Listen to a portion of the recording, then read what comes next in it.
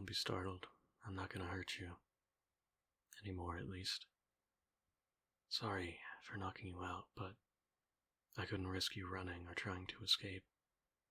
Obviously, you could still do that. You woke up faster than I anticipated. But considering you're locked in a car with a vampire, I don't think that would be the best idea. You won't have to worry, though. Where I'm taking you, you'll be safe there. I know you're going through a lot right now, seeing the world for how it truly is, but I promise, the pain you've been through over the last few hours is over. We just need your help with a few things and you'll be free to go.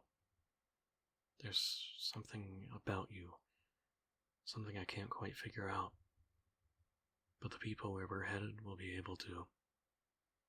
You could be the thing that ends centuries of fighting. Yeah, you look a little sleepy. Rest those eyes if you want. Just relax. There's not a thing that will harm you while I'm around.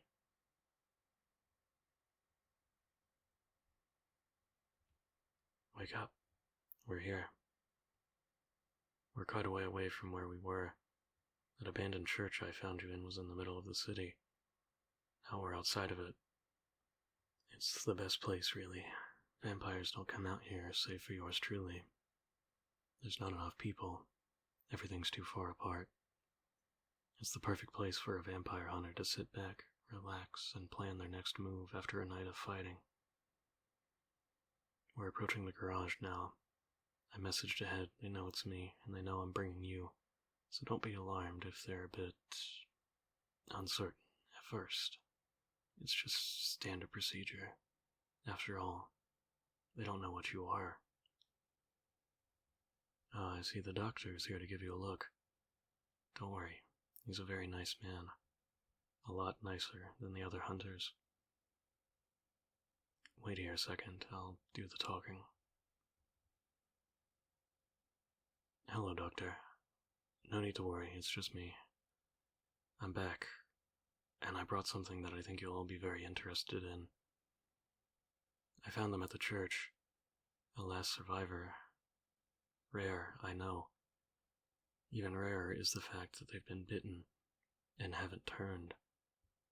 I'm not sure what you can tell, but I can sense something coming from them. A type of power that I've never seen before. I think this might be the reason they survived, and if it is, we might be able to use it somehow. My eyes don't deceive me, Doctor. I can sense the essence flowing from a person, and that one's essence is quite unique. If you'll allow me to speak with them, I'm certain they'll come along. After all, it's not like they had much of a choice, is it? This building's filled with vampire hunters. Trying to escape this place would certainly be a problem, wouldn't it? Alright, they're fine with you coming along. Just stay close to me and don't make any sudden movements, alright? This man here is Dr. Kofine, a medical doctor who's also an expert in the supernatural. You'll be safe in his hands, I promise. He's the one who created the synthetic blood I've been drinking. A genius.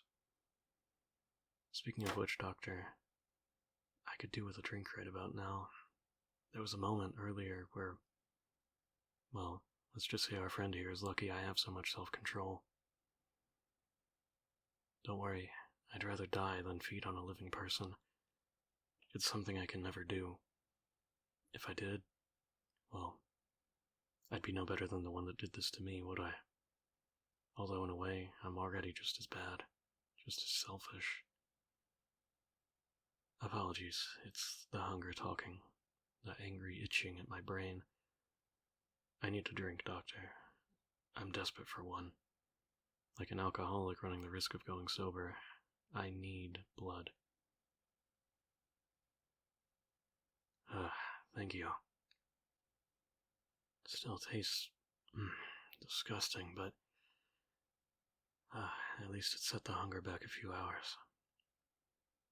You know, I wonder sometimes if more vampires would be willing to avoid feeding on humans if they knew this synthetic stuff existed, even with it tasting as awful as it does. I'm sorry, Doctor, but it does. You haven't tasted it, you wouldn't know. It's been so long since I've tasted anything else, but to compare it, it would be like drinking a particularly foul medicine. One that you need to drink for your health, but that you absolutely loathe the taste, smell, and even the appearance of. Ugh. Let's just say I'm not looking forward to my next drink. But I'm sorry, Doctor, I'm going on. You were going to say something, weren't you? About our friend here? Well, if you'll need a blood sample, I'll leave the room. Let me know when you're done. Is it safe to come back in? Good. How did it go?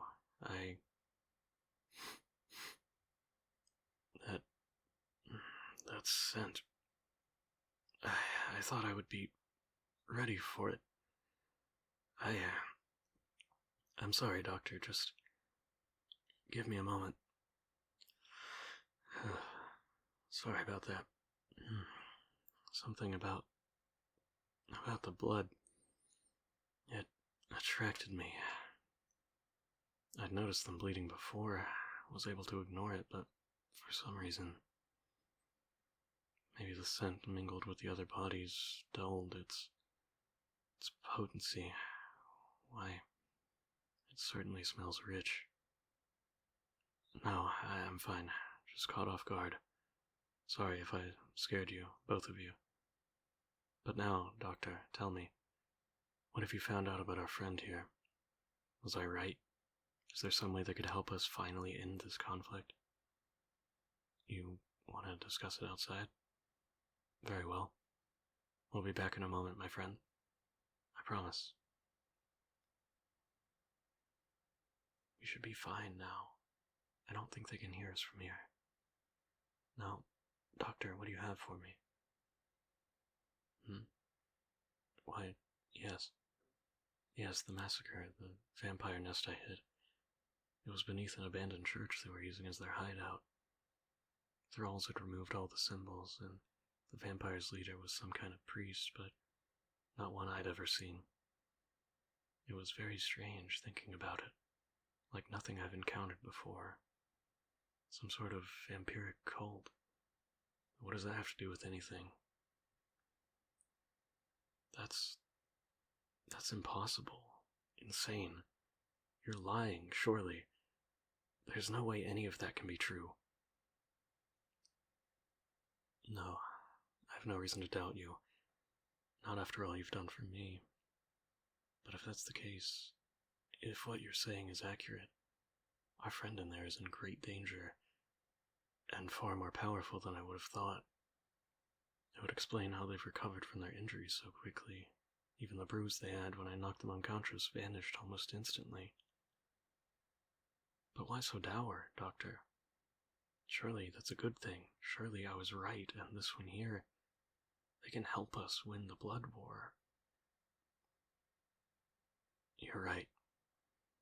The other hunters said the exact same thing about me when I joined your cause. But if it hadn't been for you, they would have strung me up, used me like a lab rat to test their weapons on. If you hadn't reminded them that I was once like them, I wouldn't be here now, would I? But given this one's power, I don't think they'll listen to you this time. It's not like they respect you very much to begin with. And I know this is a dark thought, but perhaps it would be worth it. Perhaps it would mean victory if we used this one. But then again, what would the cost be? The loss of what little humanity we hunters have left? I don't think we could really call that a victory, could we? No, I agree with you there. What am I going to do? The right thing, I think. I'm going to get our friend over there out of here. Will you be coming with us? Oh, really? Well, a distraction would certainly be appreciated. But still, the idea of you getting hurt or injured, Doctor, I'm not certain I could live with myself. Well, if you insist, I won't turn down the help. Very well. I'll go get our friend and get him out of here. It won't be easy, but thank you, Doctor. Try and stay safe. Show no mercy. Hey, something has come to my attention regarding your nature. While I'm not quite smart enough to explain the details like the doctor did for me, I'll do my best at a later date. For now, getting you out of here is the utmost priority. You don't seem surprised by this. You didn't happen to hear what we were saying, did you? Liar. Your heart's beating more quickly. What'd you hear? Tell the truth. Alright. Dr. Kofine does tend to be a rather quiet speaker. Some people say it's almost as if he isn't speaking at all. But the truth of your nature doesn't matter for the moment.